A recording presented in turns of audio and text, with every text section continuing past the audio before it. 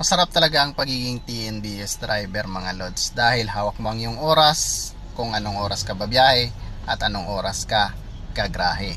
Walang magdidikta sa iyo, wala kang magiging amo kundi ang iyong sarili. Kaya nga lang mga lods, kaakibat na rin dito ang panganib na pwedeng mangyari sa buhay mo dahil hindi natin alam at hindi natin kilala ang ating mga pasahirong sinasakay sa araw-araw.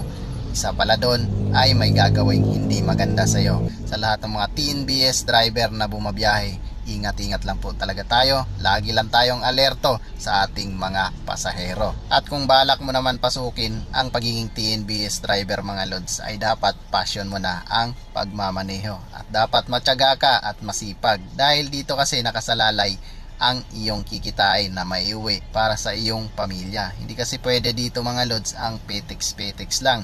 Kasi kung ganyan lang ang gagawin mo ay malamang walang mangyayari sa iyo.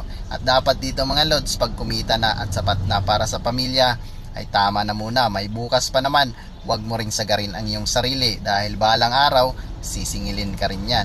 At hanggang dito na lang tong aking video mga lods. Maraming salamat sa lahat ng nanonood. At sa mga bumabiyahe, ingat-ingat po tayo lagi mga lodi. God bless you all mga lods.